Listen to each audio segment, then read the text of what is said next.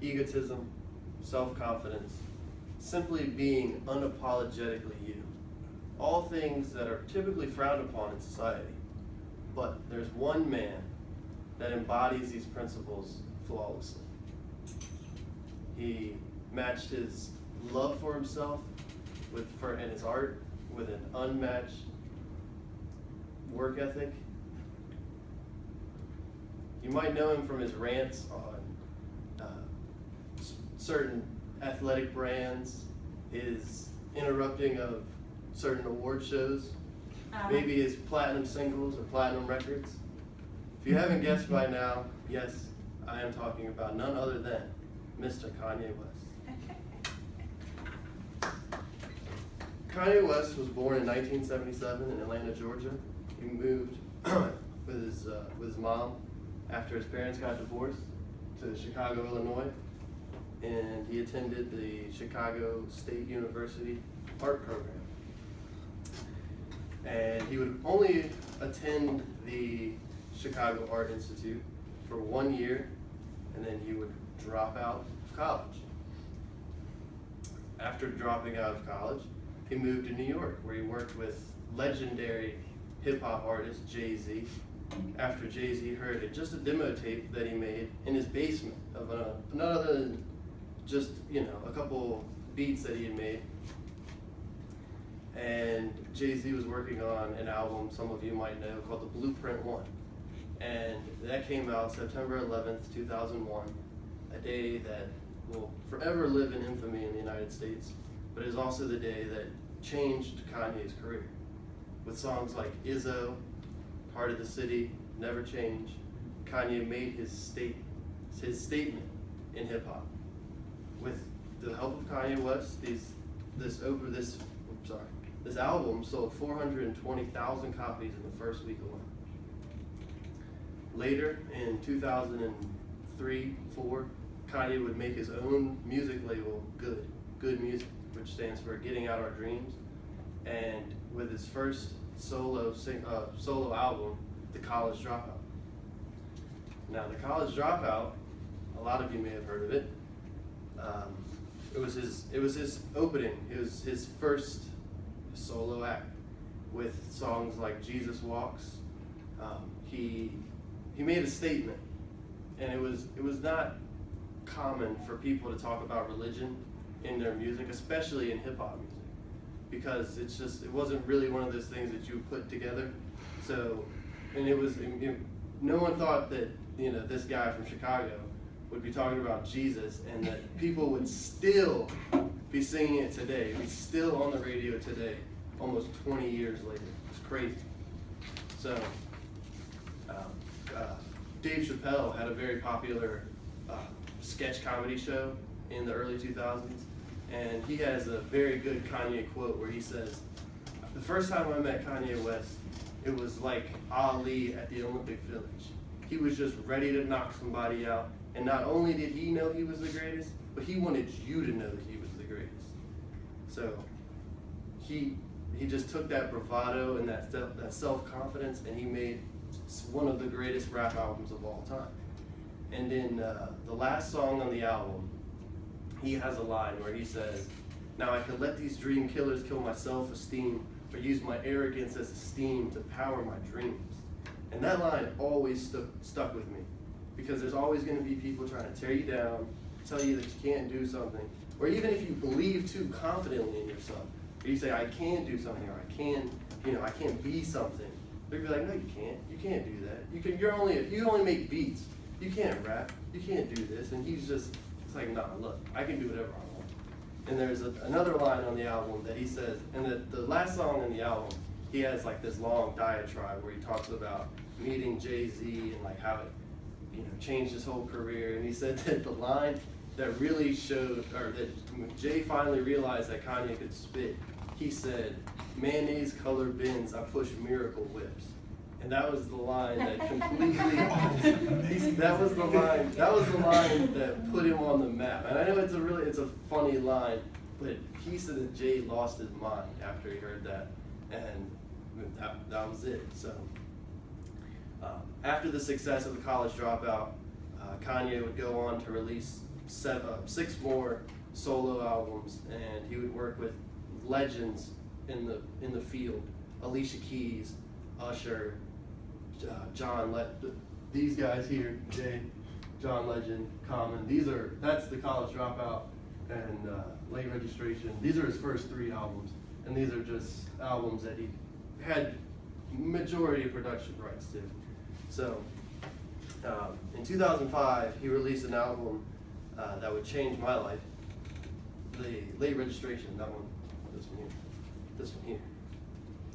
So he, the song "Gold Digger" was the first song, was my intro to Kanye West, and that was the first one I heard. This was my mom's favorite song. He he would go on to make those albums and work with stars. He also was never afraid to let people know that he was a mama's boy. He loved his mama. His mama's name was Donda West. She was always there for him. She was there for him from the beginning. He wrote songs about her. Most famously, "Hey Mama," the song off Late Registration, another one of my favorites. I wrote this song just so you know, no matter where you go, my love is true.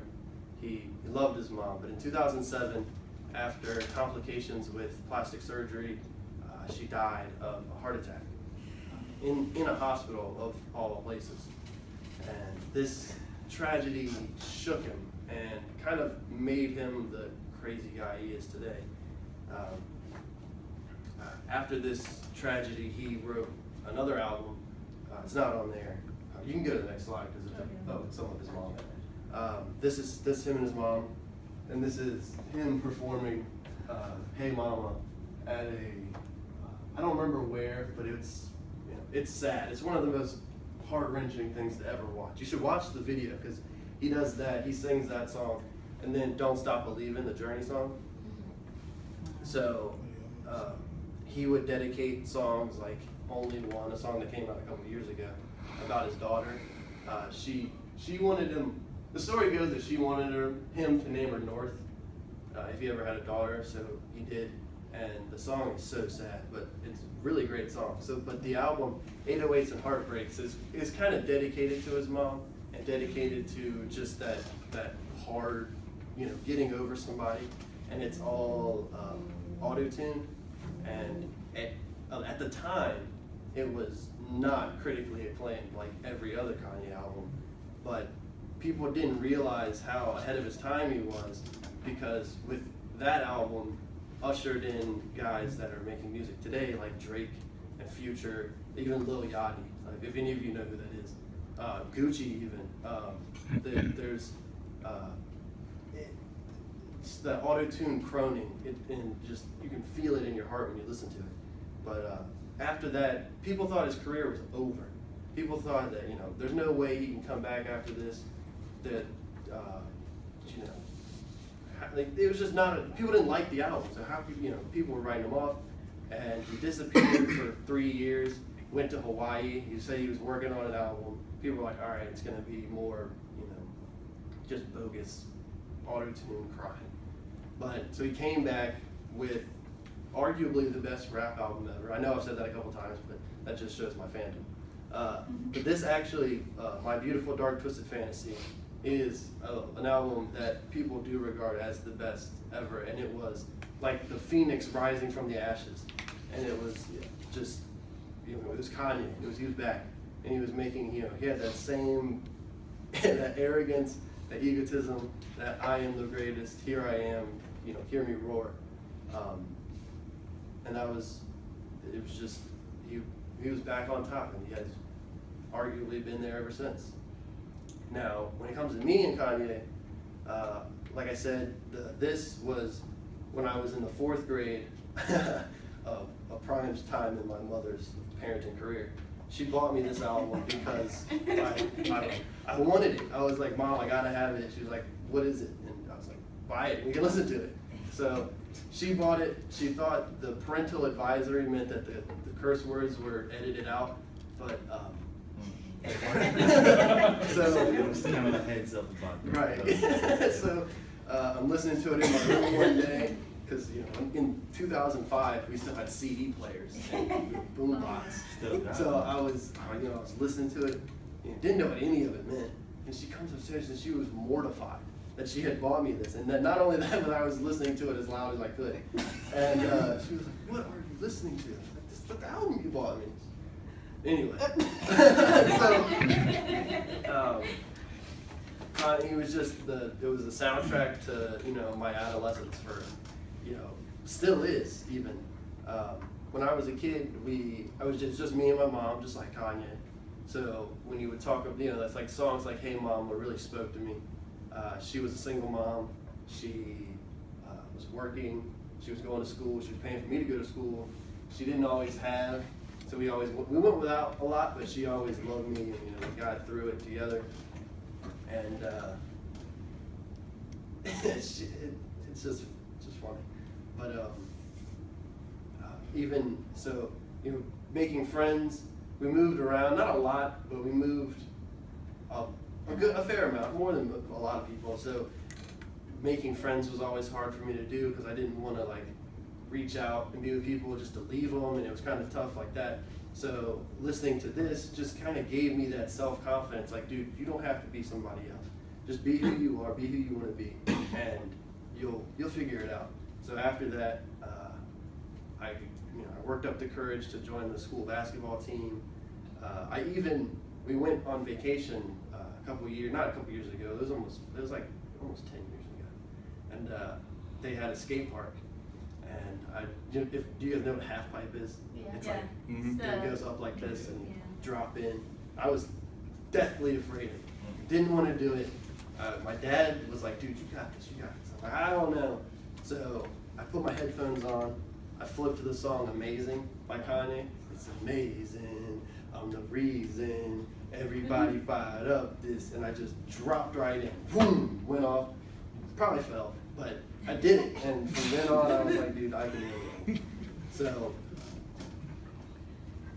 just Kanye is the necessary thing in my life. He's not necessarily the role model that the parents want their kids to look up to, but he embodies everything that you kind of want to be as a person. You want to have that self-confidence. You want to be your own biggest fan. You don't want to ever let anybody tell you what you can and can't do. So that was just that's why I picked him. That's why he is a main person in my life, and he always will be, even if his music's not as good as he is.